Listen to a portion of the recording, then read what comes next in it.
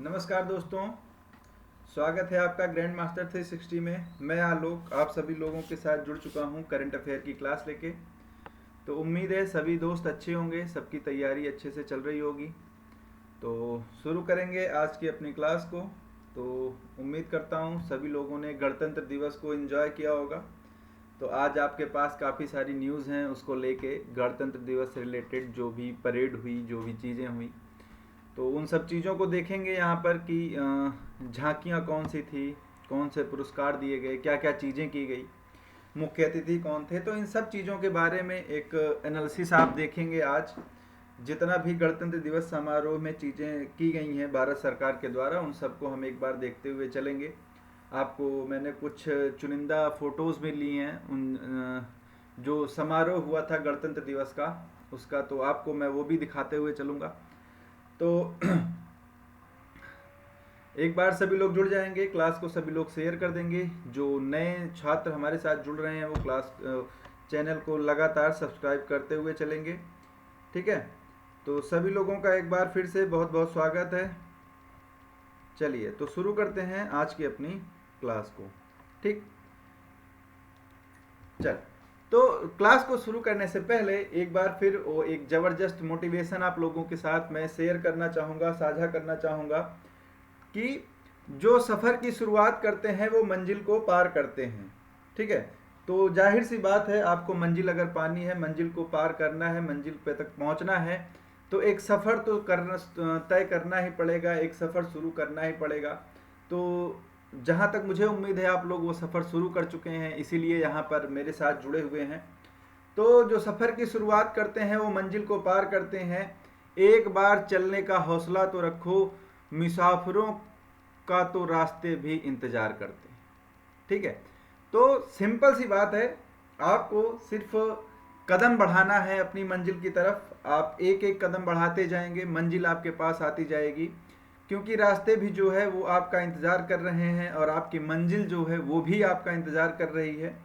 तो सब चीज़ों को पाना है, एक नाम बनाना है अपना खुद का, ठीक है। तो किसी के नाम पे मोहताज नहीं रहना है, अपने दम पर रहना है। एक बार की ज़िंदगी मिली है, उसको अच्छे से जीना है।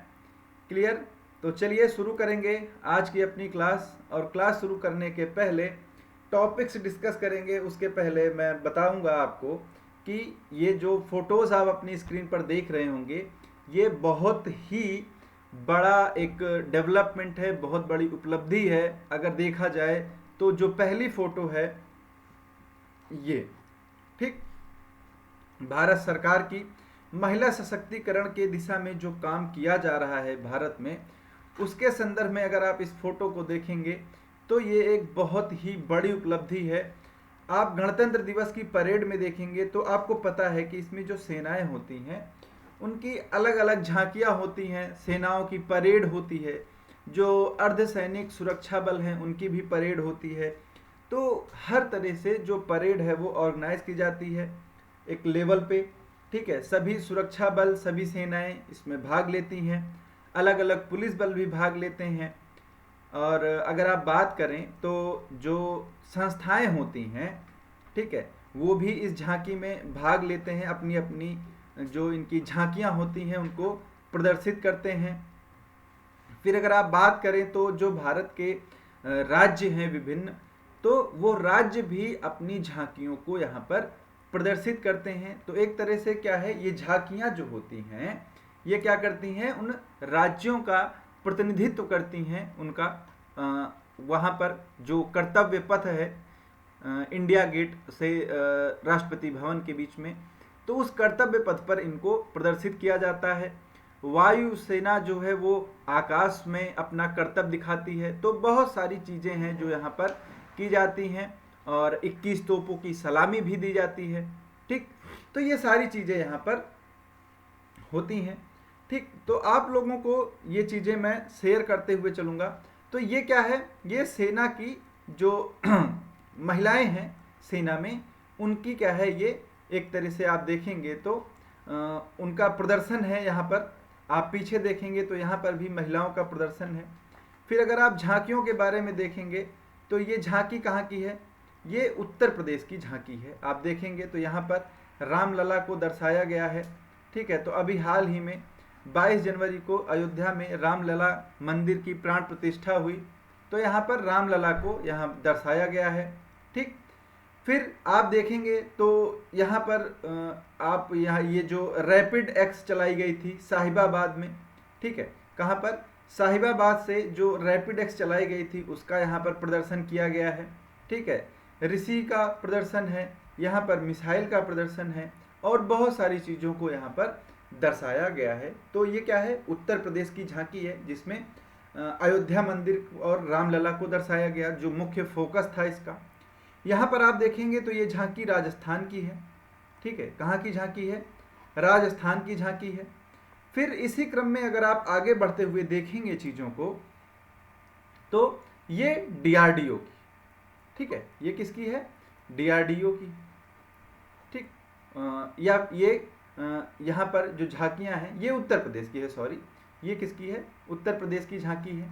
ठीक, फिर झांकियों से हटकर अगर आप ये चीज़ यहाँ पर देखेंगे, ठीक है, आप ये चीज़ यहाँ पर देखेंगे, ठीक है, इन फोटोज़ को आप देखेंगे तो आपको पता चलेगा कि महिलाएं जो है वो कितनी आगे हैं, पुरुषों से कदम मिलाकर जो चल रही हैं, उसका जो एक दिव्य नज़ारा है, एक जो प्रदर्शन है वो 26 जनवरी को कर्तव्य पथ पर देखने को मिला है। ठीक है, क्योंकि पहली बार ऐसा हुआ है कि सेना की तीनों जो टुकड़ियां होती हैं या फिर तीनों सेनाओं में महिलाओं की जो मार्च परेड होती है वो आयोजित की गई। ठीक है, तो पहली बार थल सेना, वायु सेना और जल सेना तीनों में महिलाओं ने भाग लिया। और अगर आप ये चौथी फोटोज देख रहे होंगे तो ये चौथी फोटो है फ्रांस की सेना की। ठीक है, तो आपको पता होगा कि जो फ्रांस के राष्ट्रपति हैं इमैनुअल मैक्रोन, वो क्या थे, वो 26 जनवरी के लिए क्या थे, मुख्य अतिथि थे। ठीक है, चीफ गेस्ट थे, उनको बुलाया गया था इस सेरेमनी के लिए। ठीक है, तो हर साल क्या है, किसी न किसी चीफ गेस्ट को बुलाया जाता है, 15 अगस्त पे भी और 26 जनवरी पे भी, तो इनको बुलाया गया था। तो इस सेना ने भी क्या है, मार्च पास्ट किया यहाँ पर। फिर उसके बाद चलेंगे अपने टॉपिक पर। तो यहाँ पर आपको पता है जब 26 जनवरी मनाई जाती है तो उसके पहले बहुत सारे उसके पहले पुरस्कार प्रदान कर दिए जाते हैं। ठीक है, तो जैसे वीरता पुरस्कार होता है वो दिया जाता है सेना के क्षेत्र में। पद्म पुरस्कार जो होते हैं भारत के, उनको प्रदान किया जाता है लोगों को। ठीक, तो इसी श्रृंखला में जो एक पुरस्कार प्रदान किया गया जिसका नाम है जीवन रक्षा पदक श्रृंखला पुरस्कार। ठीक है, अब इस पुरस्कार के बारे में हम डिस्कस करेंगे। तो 31 व्यक्तियों को यह पुरस्कार दिया गया। ठीक, आपको याद रखना है, कल इसका हमने क्वेश्चन किया था, कितने व्यक्तियों को यह पुरस्कार प्रदान किया गया है, तो ये 31 व्यक्तियों को प्रदान किया गया है। ठीक, क्लियर, जिसमें 3 सर्वोत्तम जीवन रक्षा पदक है, 7 उत्तम रक्षा जीवन पदक है और 21 जीवन रक्षा पदक है। क्लियर, फिर अगर इसमें बात करें तो मरणोपरांत कितने लोगों को दिया गया है, तो अगर आप बात करेंगे मरणोपरांत कितने लोगों को दिया गया, तो मरणोपरांत ये 3 लोगों को इसमें इस बार दिया गया है। ठीक है, फिर जो ये सर्वोत्तम जीवन रक्षा पदक है वो 3 लोगों को दिया गया। वो कौन कौन से हैं लोग, उनको देखेंगे तो जो मरणोपरांत लोग हैं उनको कौन कौन हैं, वो मास्टर एंथोनी वान माविया, ये कहाँ के हैं, मिजोरम के हैं। सुश्री मेलोडी लाल रेमरुति, मरणोपरांत मिजोरम की हैं। श्री सूरज आर, मरणोपरांत सीआरपीएफ केंद्रीय रिजर्व पुलिस फोर्स, तो ये सीआरपीएफ से हैं। तो इन 3 लोगों को सर्वोत्तम जीवन रक्षा पदक जो है वो प्रदान किया गया। ठीक, तो ये 3 नाम आपको याद रखने हैं, ये तीनों जो है यहाँ पर इंपॉर्टेंट हो जाते हैं।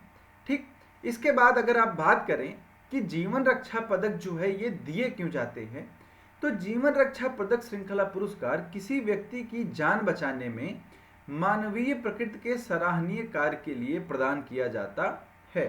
ठीक है, तो अगर आप बात करें इस पुरस्कार के श्रेणी की कि कितने श्रेणी में ये डिवाइड किया गया है, तो ये पुरस्कार 3 श्रेणियों में विभाजित है। कौन कौन सा?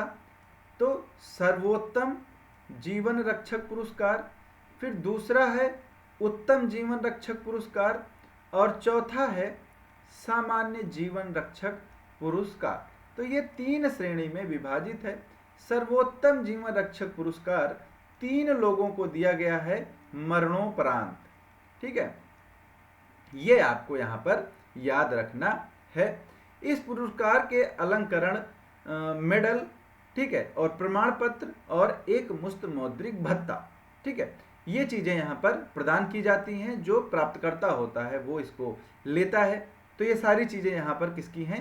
जीवन रक्षा पदक पुरस्कार की। ठीक, फिर आएंगे आज के अपने टॉपिक, जो मुख्य टॉपिक है गणतंत्र दिवस।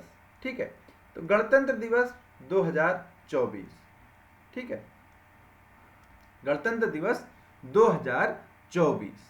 ठीक, तो ये कौन सा था? ये 75वां गणतंत्र दिवस मनाया गया। क्लियर? तो अगर अब यहाँ पर हम लोग बात करेंगे तो सबसे पहले हम देखेंगे कि जो हमारी चीज़ें चली आई प्राचीन भारत में, या फिर हम देखते हुए आएंगे एक तरह से सभ्यताओं का अगर विकास देखेंगे तो सबसे पहले क्या हुआ था? सबसे पहले आप लोगों को पता होगा कि जो एक ज्ञात सभ्यता थी उसका नाम है सिंधु घाटी सभ्यता। ठीक है, क्या है? सिंधु सभ्यता है। ठीक, सिंधु सभ्यता खत्म हुई तो आई वैदिक सभ्यता। ठीक, क्या आया? वैदिक सभ्यता, और इसी वैदिक सभ्यता में उत्तर वैदिक सभ्यता भी आई। ठीक, क्लियर? इसके बाद फिर बहुत सारे राजवंश आए, और क्या आया? महाजनपद आया। ठीक, महाजनपद आया। फिर प्राचीन काल आता है। प्राचीन काल में जैसे आप लोग पढ़ेंगे कि मौर्य वंश हुआ, गुप्त वंश हुआ, शुंग वंश हुआ, कण्व हुआ, सातवाहन हुए। ठीक है, उसके बाद फिर क्या होता है? फिर यहाँ भारत में एक मुगल सत्ता स्थापित होती है। तो हम सीधे आते हैं मुगल सत्ता पर। ठीक, मुगल सत्ता यहाँ पर स्थापित होती है कहाँ? भारत में। और मुगल सत्ता के समय ही जो ब्रिटिश हैं वो कहाँ आते हैं? भारत आते हैं। ठीक, क्या है? ब्रिटिश जो है वो कहाँ आते हैं? भारत आते हैं। और फिर उसके बाद भारत जो है वो गुलाम हो जाता है। ठीक है, भारत क्या होता है? एक गुलाम राज्य बनता है, गुलाम देश बनता है। तो लगभग 200 साल की गुलामी हम झेलते हैं। और उसके बाद दिन आता है 15 अगस्त 1947। क्या दिन आता है? 15 अगस्त 1947, जब हमको क्या मिलती है? स्वतंत्रता मिलती। क्या मिलती है? स्वतंत्रता प्राप्त होती है। तो इस दिन को हम मनाते हैं स्वतंत्रता दिवस के रूप में। ठीक, अब 15 अगस्त 1947 के बाद क्या किया जाता है? फिर संविधान सभा बनती है। संविधान सभा क्या करती है? संविधान का निर्माण करती है। और दिन आता है फिर 26 जनवरी 1950 को। और इसी दिन क्या किया जाता है? जो भारतीय संविधान है वो पूर्ण रूप से लागू किया जाता है। ठीक है, तो क्या होता है? संविधान लागू कर दिया जाता है। ठीक, क्लियर? तो ये जो 26 जनवरी को संविधान लागू किया गया, इसीलिए क्या मनाया जाता है? गणतंत्र दिवस मनाया जाता है। ठीक है, क्या मनाया जाता है? प्रत्येक वर्ष गणतंत्र दिवस मनाया जाता है। तो हम लोग क्या है? गणतंत्र दिवस मनाते हैं। तो 2024 की बात करें तो 2024 में हमने 75वां गणतंत्र दिवस मनाया। ठीक है, कौन सा मनाया? 75वां गणतंत्र दिवस यहाँ पर हमने सेलिब्रेट किया। तो इस सेलिब्रेशन के बारे में कुछ चीज़ों को हम जानेंगे, देखेंगे। तो चलिए देखते हैं क्या हुआ। तो 200 साल लगभग हम गुलाम थे अंग्रेजों के, देश गुलाम था। और उसके बाद 15 अगस्त 1947 को आज़ाद हुआ। ठीक, फिर आज़ादी के बाद इसको सुचारू रूप से चलाने के लिए, ठीक है, क्योंकि देश गुलाम क्यों हुआ था? क्योंकि यहाँ पर कोई केंद्रीय शक्ति नहीं थी। सब आपस में लड़ रहे थे, छोटे छोटे राजा बने थे, वो अपना अपना सिंहासन संभाल रहे थे, अपना अपना क्षेत्र विस्तार कर रहे थे। तो आपस में ही सब लोग लड़ रहे थे। कोई एक तरह से सेंट्रलाइज्ड पावर नहीं थी, कोई केंद्रीय सत्ता नहीं थी। और वो केंद्रीय सत्ता ना होने के कारण क्या था? अंग्रेजों ने उसका फायदा उठाया, सबको आपस में लड़ाया और फूट डालो राज करो की नीति पे राज किया हमारे ऊपर, ठीक, हमको गुलाम बनाया। फिर जब हम आज़ाद हुए तो सबसे पहले जो स्वतंत्रता सेनानी थे, जो नेता थे, वो क्या सोचे कि देश को एक केंद्रीकृत शासन जो है वो प्रदान किया जाए, नहीं तो वो दास्ता जो है, वो गुलामी जो है वो फिर से वापस आ सकती है, ठीक। तो इसके लिए क्या किया गया, संविधान सभा का गठन किया गया और संविधान सभा में बहुत सारी समितियों का निर्माण किया गया और इसमें सबसे इंपॉर्टेंट थी प्राक्कलन समिति या फिर ड्राफ्टिंग कमेटी या फिर प्रारूप समिति, ठीक है, क्लियर। तो यहाँ पर ड्राफ्टिंग कमेटी जो है वो बनाई गई। अब ड्राफ्टिंग कमेटी के जो अध्यक्ष थे, इसके किसको बनाया गया, डॉक्टर भीमराव अंबेडकर को बनाया जाता है, ठीक। तो ड्राफ्टिंग कमेटी जो थी या फिर जो प्रारूप समिति थी, इसके जो अध्यक्ष थे वो कौन थे, वो थे डॉक्टर भीमराव अंबेडकर, ठीक। अगर इसके हम काम की बात करें कि कार्य क्या था इस कमेटी का, इस समिति का काम क्या था, तो सबसे इंपॉर्टेंट काम इसी समिति का था। इस समिति का काम था संविधान तैयार करना, ठीक है। तो इन्होंने क्या किया, संविधान को तैयार किया। फिर उसके बाद संविधान के 3 वाचन होते हैं संविधान सभा में, आप सभी लोगों को पता होगा, पॉलिटी में आपने पढ़ा होगा, ठीक है। तो 3 वाचन के बाद क्या किया जाता है, जब तीनों वाचन हो जाते हैं तो सिंपली यहां पर लाया जाता है किसको, संविधान को, ठीक है। तो संविधान जो है वो फिर क्या होता है, सामने आता है, फिर उसको क्या किया जाता है, लागू किया जाता है। तो अगर बात करें कि भारतीय संविधान को बनने में कितना लगा था, 2 साल 11 महीने 18 दिन, ठीक है। तो ये टाइम जो है वो लगा था।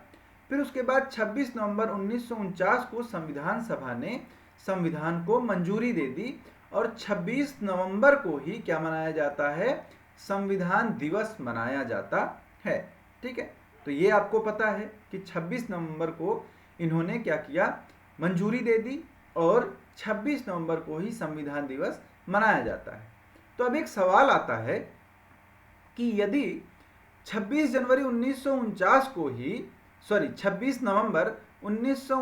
को ही जब संविधान पूरा बन गया था, संविधान सभा की मंजूरी मिल गई थी, तो इसको लागू क्यों नहीं किया गया उस समय, क्यों कुछ ही प्रावधानों को लागू किया गया 26 नवंबर को, कुछ ही प्रावधानों को, जैसे नागरिकता जैसे जो प्रावधान है सिर्फ उन्हीं को क्यों लागू किया गया, संपूर्ण संविधान को क्यों नहीं लागू किया गया, ठीक है। तो इसके पीछे जो एक कहानी है वो ये है कि 26 जनवरी 1930, ठीक है, 26 जनवरी 1930 को सबसे पहले कांग्रेस ने क्या मनाया था, स्वराज दिवस मनाया था। तिरंगा झंडा इसी दिन सबसे पहले फहराया गया था, ठीक है। तो इस दिन को याद रखने के लिए, स्वराज दिवस को याद रखने के लिए क्या किया गया, संविधान को जो पूर्ण रूप से लागू किया गया वो कब किया गया, 26 जनवरी 1950 को लागू किया गया, जिससे इस दिन को, जो 26 जनवरी 1930 स्वराज दिवस का दिन था, उसको आसानी से स्मरण में रखा जा सके, याद रखा जा सके, ठीक है। तो ये चीज़ें यहाँ पर निकल कर सामने आई। उसके बाद फिर मंजूरी मिलने के बाद 26 जनवरी 1950 को देश पूर्ण गणतंत्र दिवस के रूप में घोषित किया गया और तब से लेकर आज तक हर साल 26 जनवरी को क्या मनाया जाता है, गणतंत्र दिवस मनाया जाता है, क्लियर। आजाद और गणतंत्र भारत ने अपना पहला जो गणतंत्र दिवस है वो 26 जनवरी 1950 को मनाया था। इस टाइम पे जो राष्ट्रपति थे वो कौन थे, डॉक्टर राजेंद्र प्रसाद। और इसको मनाया कहाँ पर गया था, तो इसको मनाया गया था इरविन स्टेडियम में, जो अब क्या है, मेजर ध्यानचंद स्टेडियम के नाम से जाना जाता है। यहाँ पर अब क्या है, तो यहाँ पर अब दिल्ली में जो जू है, चिड़ियाघर है, वो अब यहाँ पर स्थित है, ठीक। तो सबसे पहले क्या था, इरविन स्टेडियम में पहला गणतंत्र दिवस जो है वो मनाया गया, ठीक है, क्लियर। फिर उसके बाद आगे की जो कहानी है, इस बार क्या हुआ कि 26 जनवरी का दिन भारत के लिए खास नहीं है, इसलिए सिर्फ खास नहीं है क्योंकि इस दिन देश गणराज्य बना। ठीक है, मतलब आप ये समझे कि सिर्फ एक ही चीज के लिए ये नहीं जाना जाता है कि 26 जनवरी 1950 को संविधान लागू हुआ और गणतंत्र स्थापित हुआ। इसी दिन देश को अपना पहला राष्ट्रपति मिला था, ठीक है, डॉक्टर राजेंद्र प्रसाद के रूप में। ठीक, और पद का शपथ लेने के पहले क्या किया इन्होंने, इरविन स्टेडियम में तिरंगा फहराया था। क्लियर। फिर हम क्या करते हैं, हम एक जैसे क्या होता है, हम चीफ गेस्ट बुलाते हैं। ठीक है, हर साल हम क्या करते हैं, किसी देश के जो प्रमुख प्रतिनिधि होते हैं या फिर प्रमुख नेता होते हैं, ठीक, उनको हम क्या करते हैं, एज ए चीफ गेस्ट जो है वो बुलाते हैं। तो सबसे पहले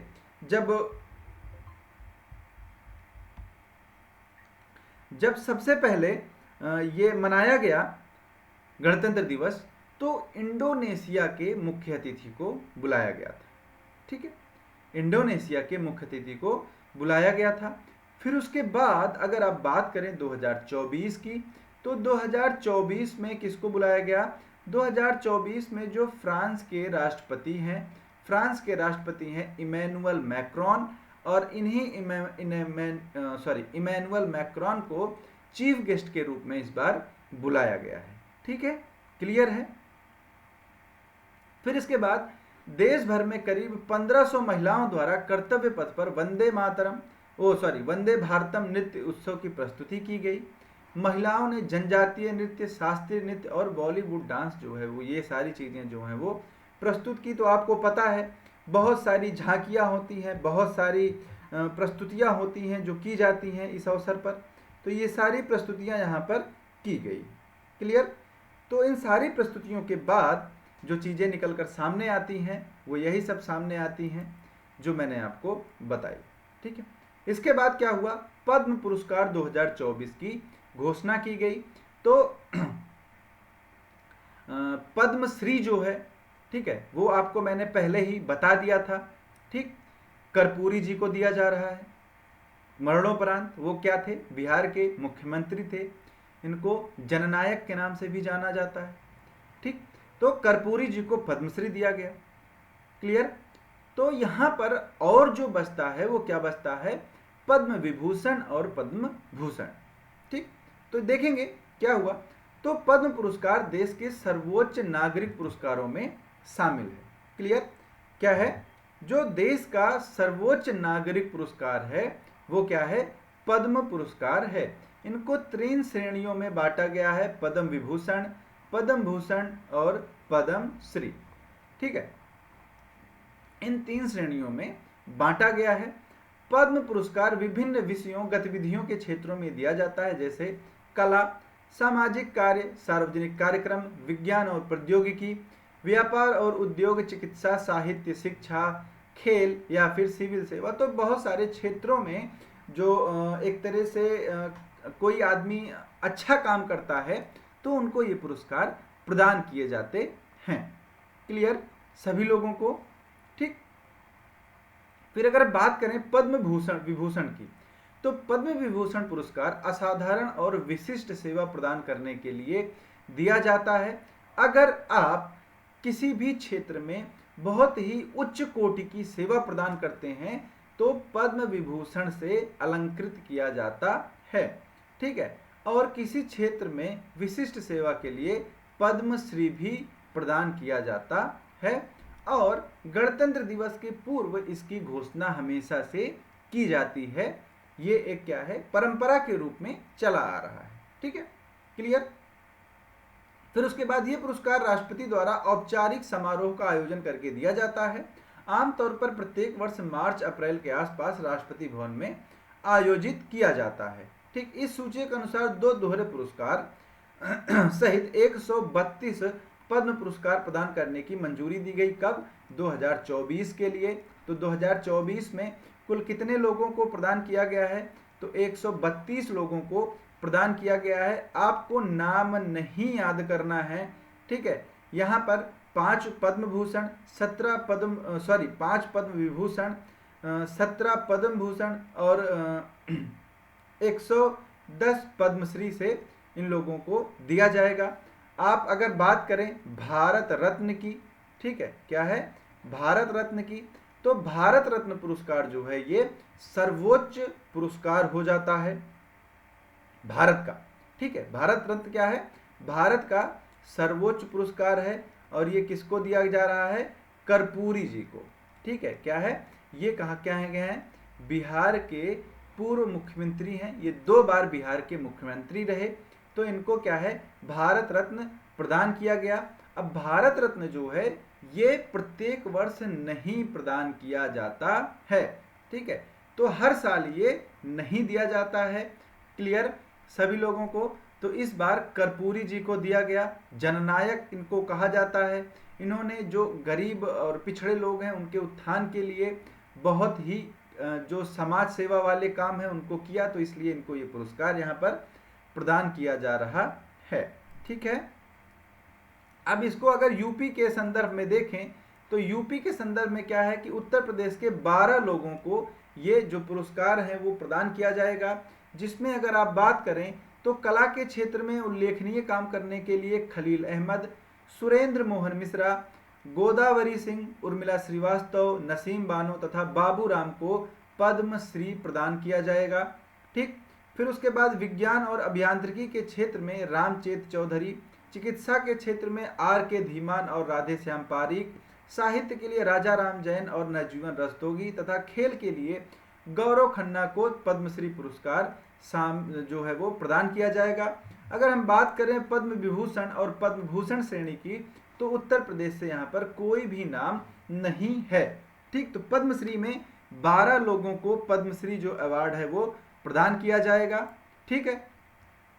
अब उसके बाद देखेंगे गणतंत्र दिवस की परेड के बारे में, ठीक। तो परेड जो है वो संपन्न हो गई है, तो इनके चीज़ों के बारे में तो सबसे पहले आपको पता होगा, मैं आपको एक चीज़ बताना चाहूँगा जो एक काफ़ी इंटरेस्टिंग है, कि जो ध्वजारोहण होता है एक तरह से, ठीक है, आप सबको पता है कि तिरंगा फहराया जाता है 15 अगस्त, ठीक है, 15 अगस्त को भी और 26 जनवरी को भी, ठीक है, क्लियर। यहाँ पर क्या होता है, राष्ट्रध्वज जो है वो फहराया जाता है, ठीक है। अगर आप बात करेंगे राष्ट्रध्वज की तो ये क्या किया जाता है, फहराया जाता है, ठीक है। फहराया जाने का मतलब क्या हुआ कि यहाँ पर जो हमारा तिरंगा झंडा है वो क्या है, वो लगा होता है कहाँ पर, यहाँ पर एक गांठ जो है क्या है, फूलों वाली गांठ जो है वो बंधी रहती है, नीचे रस्सी आई रहती है। तो ये किसके द्वारा फहराया जाता है, पहली बात तो ये राष्ट्रपति के द्वारा फहराया जाता है, क्लियर।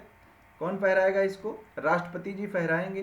तो यहाँ पे सिर्फ डोरी खींच के इसको जो है ध्वजारोहण किया जाता है, क्लियर सभी लोगों को, ठीक। ये क्या है, ये क्या होता है, सिर्फ और सिर्फ ध्वज को फहराया जाता है, तिरंगा को फहराया जाता है। अगर आप 15 अगस्त की बात करें तो यहाँ पर होता है ध्वजारोहण, ठीक। क्या होता है, ध्वजारोहण होता है, क्लियर। तो ये किसका प्रतीक है, ये है प्रतीक जो फहराया जाता है, ये सिंपल सा प्रतीक है कि हम गणतंत्र स्थापित कर लिए, ठीक है। क्या है ये प्रतीक, कि हमने गणतंत्र को स्थापित किया। और अगर आप यहाँ पर बात करें 15 अगस्त की, तो जो तिरंगा झंडा होता है वो नीचे बंधा होता है, ठीक है, डोरी होती है। तो क्या करते हैं, इसको खींच के पहले ऊपर ले जाते हैं, और ऊपर ले जाने के बाद इसको यहाँ पर फहराया जाता है तिरंगा को, ठीक है। तो ये क्या होता है, ये होता है ध्वजारोहण। ये किसका प्रतीक है, तो ये प्रतीक है आज़ादी का। कैसे, कि झंडा जो है वो ऊपर गया और उसके बाद उसको फहराया गया, ठीक है। और 15 अगस्त का ध्वजारोहण किसके द्वारा किया जाता है, तो वो प्रधानमंत्री के द्वारा किया जाता है। जो पीएम होंगे देश के, वो क्या करेंगे, ध्वजारोहण यहाँ पर करते हुए आपको दिखाई देंगे, नजर आएंगे, ठीक। तो ये जो अंतर है वो 15 अगस्त और 26 जनवरी के जो झंडा फहराया जाता है, तिरंगा फहराया जाता है, उसके क्या है संदर्भ में ये डिफरेंस है। चलिए अब यहाँ पर देखेंगे कि राष्ट्रपति द्रौपदी मुर्मू ने 26 जनवरी को नई दिल्ली कर्तव्य पथ पर 75वें गणतंत्र दिवस का जश्न मनाने के लिए राष्ट्र का नेतृत्व किया। फ्रांस के राष्ट्रपति इमैनुअल मैक्रोन जो थे वो मुख्य अतिथि थे। इस परेड में भारत की समृद्ध सांस्कृतिक विविधता, एकता और प्रगति, बढ़ती स्वदेशी क्षमताओं के दर पर सैन्य शक्ति और देश में नारी शक्ति का प्रदर्शन किया गया। ठीक, तो यहाँ पर एक चीज निकलकर सामने आती है, मुख्य अतिथि। तो मैंने आपको इसको बहुत बार बताया आज में, क्या कौन है? तो फ्रांस के जो राष्ट्रपति हैं, फ्रांस के राष्ट्रपति कौन है? Emmanuel Macron. मैक्रोन जी क्या हैं? मुख्य अतिथि हैं। अगर आप इसके थीम की बात करें, जो परेड की थीम थी वो क्या था? विकसित भारत और भारत लोकतंत्र की मातृका। ठीक है, मतलब भारत जो है वो लोकतंत्र की जननी है एक तरह से, ये चीज यहाँ पर दिखाई गई। ठीक, तो लोकतंत्र का जो प्रदर्शन है वो यहाँ पर किया गया है। ठीक, तो ये दो विषय हैं, विकसित भारत और भारत लोकतंत्र की मातृका। दोनों विषयों पर आधारित इस वर्ष की परेड में लगभग 13,000 विशेष अतिथि भाग लिए। यह एक ऐसी पहल है जिसमें समाज के सभी वर्ग के लोग राष्ट्रीय त्योहार में सम्मिलित होते हैं। अब देखिए, इंपॉर्टेंट यहां से शुरू होता है। इंपॉर्टेंट क्या है? पहली बार परेड की शुरुआत 100 से अधिक महिला कलाकार भारतीय संगीत वाद्य यंत्र बजाते हुए करेंगी। ठीक है, तो पहली बार जो परेड की शुरुआत है वो किसके द्वारा की जा रही है? नारी शक्ति के द्वारा की जा रही है, महिलाओं के द्वारा की जा रही है। ठीक है, फिर उसके बाद परेड की शुरुआत में ये महिला कलाकार शंख, नादस्वरम, नगाड़ा आदि बजाते हुए मधुर संगीत के साथ ये प्रस्तुति करेंगी। उसके बाद सबसे इंपॉर्टेंट क्या है? कर्तव्य पथ पर मार्च करते हुए सभी महिलाओं की त्रिसेवा, मतलब थल सेना, वायु सेना, जल सेना। ठीक है, तो तीनों सेनाओं की टुकड़ी पहली बार इसमें क्या है? पार्टिसिपेट करेगी, भागीदारी करेगी। ठीक, सलामी उड़ान जो फ्लाई पास्ट मार्च होता है उसके माध्यम से महिला पायलट भी नारी शक्ति का प्रदर्शन यहाँ पर करेंगी। सीआरपीएफ की टुकड़ियों में भी केवल महिला कर्मी शामिल होंगी। ठीक है, तो ये क्या है? ये नारी शक्ति का प्रदर्शन है भारत में। इसमें हर पोस्ट की महिलाओं को यहाँ पर दर्शाया गया है। ठीक है, प्रदर्शित किया गया, सबने इसमें भाग लिया है। ठीक, क्लियर है? उसके बाद अगर आप बात करें तो यहाँ पर फ्रांसीसी सशस्त्र बलों ने संयुक्त बैंड और मार्चिंग दल का मार्च पास्ट किया। ये 30 सदस्यीय जो था, 30 सदस्यीय बैंड दल जो था, ठीक, उसका नेतृत्व कैप्टन खुर्दा ने किया। इसके बाद 90 सदस्यीय मार्चिंग दल था जिसका नेतृत्व कैप्टन नोएल ने किया। ठीक है, एक मल्टी रोल टैंकर परिवहन विमान और फ्रांसीसी वायु तथा अंतरिक्ष बल के 2 राफेल लड़ाकू विमान ने भी इसमें क्या किया? भाग लिया। तो ये भी थोड़ा थोड़ा इंपॉर्टेंट हो जाता है, आपसे पूछा जा सकता है कि किस विदेशी सेना के की मार्चिंग हुई थी कर्तव्य पथ पर, तो आपको बताना होगा। ठीक, फिर अगर आप इसी में बात करें तो भारतीय सेना की टुकड़ी, ठीक है, तो मैकेनाइज्ड कॉलम का नेतृत्व करने वाली पहली सेना की टुकड़ी 61 कैलिवरी की थी। ठीक है, जिसका नेतृत्व मेजर यशदीप अहलावत ने किया। ठीक, इसकी स्थापना कब हुई थी? 1953 में हुई थी। ठीक, 61 कैवलरी दुनिया का एकमात्र सेवारत सक्रिय हॉर्स कैवलरी रेजिमेंट है जिसमें सभी स्टेट हॉर्स कैवलरी यूनिट्स शामिल हैं। ठीक है, तो ये चीजें यहाँ पर की गई। ठीक, फिर उसके बाद अगर टैंक की बात करें तो T-90 Bhishma, Nag missile system, infantry combat vehicle, on terrain vehicle, Pinaka missile, weapon locating system, radar system Swati जो भारत का है, डिजाइन किया गया है, सर्वत्र mobile bridging system, drone jammer system और मध्यम दूरी से सतह में मार करने वाली मिसाइलें जो थी, ये क्या थी? मुख्य आकर्षण का केंद्र थी। पहली बार कर्तव्य पथ पर मार्च करते हुए सभी महिलाओं की त्रिसेवा टुकड़ी जो है ये विद्यमान थी, जिसका नेतृत्व कौन किया? कैप्टन संध्या ने किया। ठीक है, तो आपको याद रखना है कैप्टन संध्या का नाम भारत में नारी शक्ति में एक बहुत ही बड़ा नाम, जिन्होंने क्या किया? 26 जनवरी के परेड में महिला जो टुकड़ी थी उसका नेतृत्व किया। ठीक, इसमें 3 अतिरिक्त अधिकारी कैप्टन शरणिया राव, सब लेफ्टिनेंट अंशु यादव और फ्लाइट लेफ्टिनेंट सृष्टि राव शामिल थी। महिला सशस्त्र बल चिकित्सा सेवा दल का नेतृत्व मेजर सृष्टि खुल्लर ने किया, ठीक, जिसमें आर्मी डेंटल कोर में कैप्टन अंबा सामंत, भारतीय नौसेना में सर्जन लेफ्टिनेंट कंचना और भारतीय वायुसेना में फ्लाइट लेफ्टिनेंट दिव्या प्रिया शामिल थी। ठीक है, सेना के मार्चिंग दस्तों में Madras regiment, grenadier, Rajput rifle, Sikh regiment और कुमाऊं रेजिमेंट शामिल थे। ठीक, तो ये थी भारतीय सेना की टुकड़ी। आगे देखेंगे तो भारतीय नौसेना क्या थी। तो भारतीय नौसेना के दल में 144 पुरुष और महिला अग्निवीर शामिल थे। आपको पता होगा अग्निवीर अभी हाल ही में साल 1.5 साल पहले लॉन्च की गई केंद्र सरकार की योजना थी, जिसमें युवाओं को 4 वर्ष के लिए सेना में सम्मिलित किया जाता है। तो ये सारी चीज़ें निकल कर यहाँ पर सामने आती हैं। तो इसमें 144 मेल और फीमेल अग्निवीर थे, जिनका नेतृत्व दल कमांडर के रूप में लेफ्टिनेंट प्रज्वल एम और प्लाटून कमांडर के रूप में लेफ्टिनेंट मुदिता गोयल, लेफ्टिनेंट सर्वानी सुप्रिया और देविका एच ने किया। इसके बाद नौसेना की झांकी थी, जिसमें नारी शक्ति और स्वदेशीकरण के माध्यम से महासागरों में समुद्री शक्ति विषयों को दर्शाया गया। ठीक, झांकी के पहले भाग में भारतीय नौसेना की सभी भूमिकाओं और सभी रैंकों में महिलाओं को दर्शाया गया है।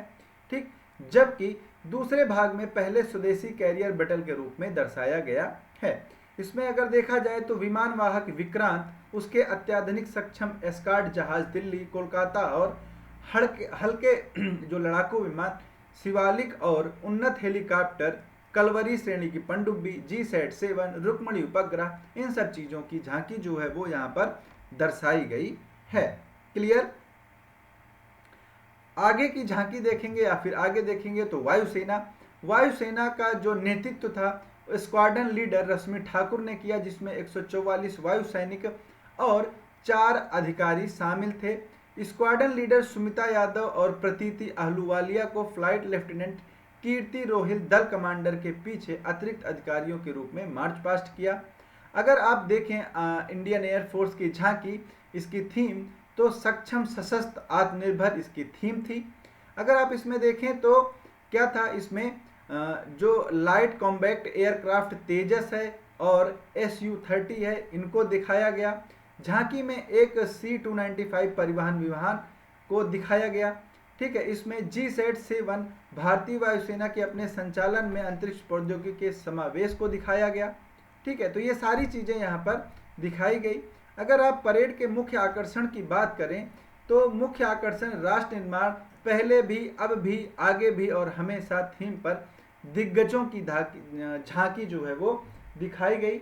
दिग्गजों की झांकी से मतलब है कि जो लोग सेना से रिटायर हो चुके हैं, पूर्व सैनिक हैं, उन्होंने भी अपनी झांकी को यहाँ पर प्रदर्शित किया और परेड में हिस्सा लिया। क्लियर सभी लोगों को ये चीज। चलिए आगे देखेंगे तो उसके बाद देखेंगे डीआरडीओ की झांकी। तो डीआरडीओ की झांकी में क्या था, तो परेड में डीआरडीओ की विकसित कई महत्वपूर्ण प्रणालियों, औद्योगिकों का प्रदर्शन किया जाएगा या फिर किया गया। फिर आत्मनिर्भरता के प्रवर्तक के रूप में रक्षा अनुसंधान के मुख्य क्षेत्रों में डीआरडीओ की महिला वैज्ञानिकों का बहुमूल्य योगदान रहा है। ठीक है, तो आप सबको डीआरडीओ के बारे में पता है, ये भारत में रक्षा अनुसंधान पर काम करती है, जो मिसाइलें होती हैं इनको डिज़ाइन करती है, जो सेना के लिए जैसे कोई शस्त्र हो गया, कोई राइफल हो गई, बंदूक हो गई, टैंक हो गई, इन सब चीज़ों पर काम कौन करता है, डीआरडीओ करती है। ठीक है, तो झांकी में इन्होंने क्या क्या चीज़ें जो है वो प्रदर्शित की, तो portable anti tank guided missile, anti satellite missile, अग्नि 5 और ग्राउंड टू ग्राउंड मार करने वाली बैलिस्टिक मिसाइल, अत्यधिक दूरी की वायु रक्षा प्रणाली, नौसेना anti ship missile, short range anti tank guided missile Helina, quick reaction surface to air missile, फिर extra light combat aircraft Tejas, active electronically scanned array radar Uttam, इन सब चीज़ों का यहाँ पर प्रदर्शन किया गया। ठीक, अब यहाँ पर बात करें तो उत्कृष्ट वैज्ञानिक श्रीमती सुनीता देवी जेना दल की कमांडर थी। उनके साथ श्रीमती पी लक्ष्मी माधवी और श्रीमती जे सुजाना चौधरी और ए भुवनेश्वरी भी झांकी का हिस्सा बनी। ठीक है, तो ये थी डीआरडीओ की झांकी। फिर उसके बाद भारतीय तटरक्षक बल, ठीक है, जो भारतीय जो तटीय क्षेत्र हैं वहां पर तैनात होते हैं, ठीक है, इनके बारे में। ठीक, तो इंडियन कोस्ट गार्ड्स इनको बोला जाता है, आप लोगों ने सुना होगा। तो भारतीय तटरक्षक दल का नेतृत्व किसने किया? कमांडेंट चुनौती शर्मा ने किया। उनके बाद गार्ड सहायक कमांडेंट स्तर के अधिकारी प्रिया दहिया, हार्दिक और पल्लवी थी। 154 जहाजों और 78 बेड़ों के विमानों के बेड़े के साथ समुद्र में खतरों का मुकाबला करने में क्या है, इंडियन कोस्ट गार्ड सक्षम है। ठीक, अपनी स्थापना के बाद ये लगभग समुद्र में 11,516 लोगों की जान बचाई है। मतलब अगर रेशियो देखा जाए तो हर दूसरे दिन एक लोग की जान ये जो बल है ये बचाता है। फिर अब थोड़ा हट के आएंगे ये गणतंत्र दिवस से, तो यहाँ पर न्यूज़ में है न्यायाधीश प्रसन्ना बी वराले। ठीक है, तो ये क्या थे? हाई कोर्ट के जज थे। इनको अब कहाँ पर लाया गया है? सुप्रीम कोर्ट में लाया गया है। सर्वोच्च न्यायालय के जज के रूप में इन्होंने क्या की? शपथ ली। तो अनुच्छेद 124(2) जो होता है वो जजों की शपथ या फिर नियुक्ति के बारे में बात करता है। ठीक है, तो 124(2) है अनुच्छेद 124(2), ये बात करता है जजों की नियुक्ति के बारे में। तो आप सब लोगों को पता होगा कि भारत में सुप्रीम कोर्ट में या फिर हाई कोर्ट में जो जज की नियुक्ति होती है वो किस आधार पर होती है? वो होती है कॉलेजियम व्यवस्था के आधार पर। ठीक, तो कॉलेजियम क्या है? अपनी जो सलाह है वो आगे बढ़ाती है और कॉलेजियम व्यवस्था के सलाह पर ही जो एक तरह से डिसीजन है वो लिया जाता है। ठीक है, यहाँ पर निर्णय लिया जाता है और उसके बाद आगे जो कार्य हैं वो बढ़ाए जाते हैं, फिर जजों की नियुक्ति की जाती है। तो यहाँ पर आप देखेंगे तो राष्ट्रपति कर्नाटक उच्च न्यायालय के जो जज थे प्रसन्ना बी वराले, इनको क्या किया गया? उच्चतम न्यायालय का न्यायाधीश नियुक्त कर दिया गया। प्रधान न्यायाधीश डी.वाई. चंद्रचूड़ जो थे, इनकी अध्यक्षता में जो कॉलेजियम था उन्होंने क्या किया था? इनके नाम की मंजूरी दी थी। तो इनको क्या किया गया? शीर्ष अदालत के न्यायाधीश के रूप में इनका जो है वो एक तरह से नियुक्ति हुई। अगर इनके बारे में बात करें तो जुलाई 2008 में बंबई उच्च न्यायालय के न्यायाधीश के रूप में इनको नियुक्त किया गया था। फिर 15 अक्टूबर 2022 को कर्नाटक उच्च न्यायालय के मुख्य न्यायाधीश के रूप में पदोन्नत किया गया था। ठीक, और यहाँ पर ये कार्यरत थे, यहीं से इनको क्या बनाया गया? सुप्रीम कोर्ट का न्यायाधीश नियुक्त किया गया। ठीक, अब उसके बाद न्यूज़ है ऑनलाइन सुरक्षा विधेयक। ऑनलाइन सुरक्षा विधेयक कहाँ से है? तो ये श्रीलंका का एक विधेयक है। ठीक, कहाँ का विधेयक है? श्रीलंका का एक विधेयक है जिसको क्या कर दिया गया? मंजूरी दे दी गई यहाँ के संसद के द्वारा। तो श्रीलंका की संसद ने जो ऑनलाइन सुरक्षा विधेयक को मंजूरी दे दी। 2 दिन तक बहस हुआ। अगर इसमें पक्ष में देखें तो 108 वोट और विपक्ष में देखें तो 62 वोट पड़े। ठीक, तो सर्वोच्च न्यायालय की ओर से दिए गए एक संशोधन के सुझाव को भी इसमें शामिल किया गया है। अब ये कानून बन गया है। इसके तहत ऑनलाइन सुरक्षा आयोग का गठन किया जाएगा जो अपराध पर दंडात्मक फैसले लेगा। ठीक है, यदि कोई व्यक्ति बिना तथ्यों के कोई बयान जो है वो देता है, ठीक है, मतलब आपने कोई चीज जैसे कोई आपने बयान दिया और उसका कोई फैक्ट नहीं है, वो जैसे उसका कोई साक्ष्य नहीं है, कोई सबूत नहीं है, तो वो क्या होगा? एक तरह से अपराध होगा। ठीक है, वो अपराध की श्रेणी में आएगा, वो अपराध माना जाएगा और इस अपराध को क्या किया जाएगा? सजा दी जाएगी आपको।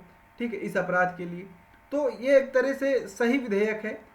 जैसे फेक जो एक तरह से फेक न्यूज़ जो फैलती है, फेक इन्फॉर्मेशन फैलती है, फाल्स जो इन्फॉर्मेशन होती है, उसके बारे में उसको ये रोक लगाने में बहुत ही कारगर होता है। तो अभी आपने देखा होगा एक रिपोर्ट आई थी जिसका नाम था वैश्विक जोखिम रिपोर्ट। क्या नाम था इसका? वैश्विक जोखिम रिपोर्ट। ठीक है, तो ये रिपोर्ट किसके द्वारा जारी की जाती है? तो ये विश्व आर्थिक मंच के द्वारा जारी की जाती है, वर्ल्ड इकोनॉमिक फोरम के द्वारा। ठीक है, तो विश्व आर्थिक मंच के द्वारा ये जो रिपोर्ट है ये जारी की जाती है। तो ये रिपोर्ट क्यों जारी की जाती है, किस लिए जारी की जाती है, इसके बारे में थोड़ी सी चर्चा मैं आपसे करूंगा। ठीक है, क्यों? क्योंकि यहाँ पर अगर आप देखेंगे तो सबसे पहले क्या होता है, सबसे पहले होता है कि इस रिपोर्ट में ये बताया गया कि ये देखिए, सबसे पहले तो ये देखते हैं रिपोर्ट आती क्यों है। तो ये रिपोर्ट इसलिए आती है कि इसमें दिखाया जाता है कि आने वाले भविष्य में सर्वाधिक खतरा, सबसे ज़्यादा विश्व को या फिर देश को खतरा किस चीज़ से हो सकता है, सबसे ज़्यादा जोखिम जो है वो कौन सी चीज़ पैदा कर सकती है, इन सब चीज़ों के बारे में यहाँ पर बताया जाता है।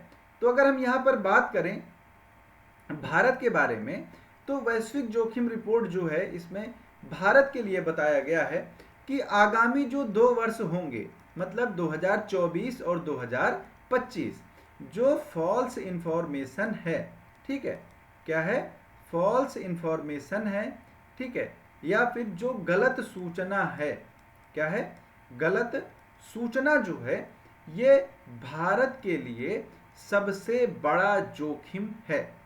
ठीक, क्या है ये सबसे बड़ा जोखिम, क्या है, फॉल्स इंफॉर्मेशन है। तो आपने देखा होगा आजकल क्या होता है कि अलग अलग तरह के जो न्यूज़ हैं वो तोड़ मरोड़ कर पेश कर दिए जाते हैं, ठीक है, या फिर आपने देखा होगा कि बहुत सारी फेक न्यूज़ जो हैं वो स्प्रेड होती हैं। जो ये व्हाट्सएप यूनिवर्सिटी है, फेसबुक यूनिवर्सिटी है, यहाँ पर ये चीज़ें सोशल मीडिया पर बहुत ही तेज़ी से फैलती हैं, जिनसे कभी कभी क्या होता है, दंगा भड़क जाता है, या फिर जैसे तोड़ फोड़, हड़ताल, ये सारी जो चीज़ें हैं इस वजह से हो जाती हैं। सिर्फ किस वजह से, गलत इंफॉर्मेशन की वजह से। तो इस गलत इंफॉर्मेशन को हटाने के लिए ये कानून कहाँ लाया जाए, इंडिया में भी लाया जाए, ठीक है। तो ये क्या है, एक सुझाव है, आप लोग भी कमेंट बॉक्स में अपना सुझाव दे सकते हैं कि भारत में जो गलत इंफॉर्मेशन जाती है, गलत न्यूज़ जाती है, इसके संबंध में किस प्रकार से इसको टैकल किया जा सकता है, ठीक है, किस प्रकार से इससे निपटा जा सकता है। इन सब चीज़ों के बारे में आप यहाँ पर अपना सुझाव दे सकते हैं। तो उसके बाद हम अगली क्लास में उस पर फिर से चर्चा करेंगे, ठीक। तो श्रीलंका में तो ये कानून लाया गया। फिर उसके बाद कोयला गैसीकरण संयंत्र।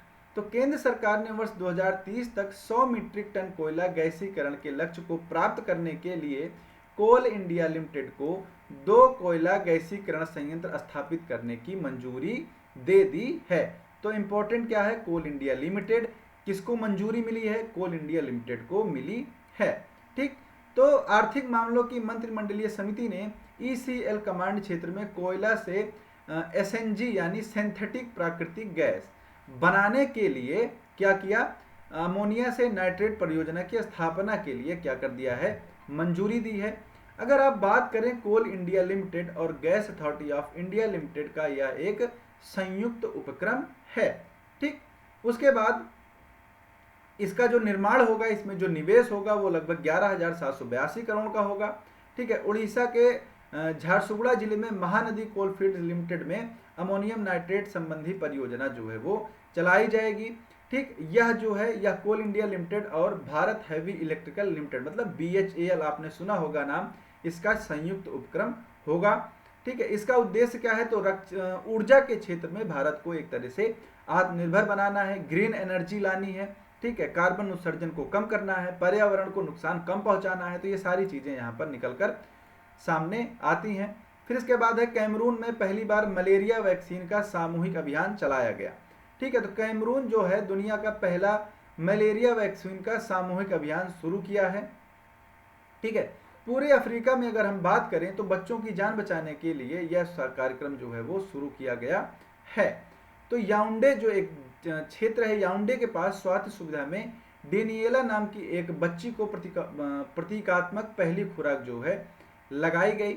अगर रिपोर्ट्स की बात करें तो WHO के अनुसार अफ्रीका में हर साल 6 लाख लोग मलेरिया से मरते हैं, मतलब 6 लाख लोगों का मलेरिया से डेथ हो जाती है, मृत्यु हो जाती है, जिसमें कम से कम 80% जो डेथ है वो 5 साल से कम उम्र के बच्चों की होती है। तो ये बहुत ही एक अच्छा इनिशिएटिव है जो लिया गया है, ठीक। तो 6 माह तक की जो उम्र के बच्चे हैं, शिशु हैं, उनको RTS टीका निःशुल्क प्रदान कर रहा है। इसकी कुल 4 डोज जो है वो दी जाएगी, ठीक। अगर आप बात करें यूनिसेफ की, तो केन्या, घाना और मलावी में सफल जो पायलट प्रोजेक्ट्स इसके चलाए गए, उसमें क्या हुआ, मौतों में 13% की जो है वो गिरावट आई है। ठीक, क्लियर। तो ये आज की अपनी क्लास थी। जो लोग अभी तक क्लास में जुड़े रहे, बने रहे हमारे साथ, उन लोगों को बहुत बहुत धन्यवाद। तो एक बार फिर से जो लोग क्लास में नए हैं वो एक बार चैनल को सब्सक्राइब कर लेंगे। उम्मीद है कि क्लास आपको अच्छी लगी होगी, आपने एंजॉय किया होगा, चीज़ें आपको वेल एंड गुड रूप में मिल रही होंगी। और उसके बाद आपको हमारी टीम के तरफ से सारी चीज़ें जो हैं, हर सब्जेक्ट का जो एक संपूर्ण विश्लेषण है, पूरा वो कोर्स के अकॉर्डिंग आपको प्रोवाइड किया जा रहा है। ठीक, तो आप लगातार जुड़े रहिए। आपको कोई भी परेशानी है, मैंने हमेशा से बोला है आप लोगों से, किसी भी प्रकार की परेशानी है आप साझा कर सकते हैं कमेंट बॉक्स में, हर तरह से आपकी मदद की जाएगी। तो चलिए मिलते हैं अगली क्लास में कल सेम टाइम पे। तो कल हम अपना जो करंट अफेयर की क्लास है उसको यहीं पर आप लोगों के साथ मिलकर कर रहे होंगे। तब तक के लिए आप सभी लोगों को बहुत बहुत नमस्कार। सभी लोगों को जय हिंद, जय भारत।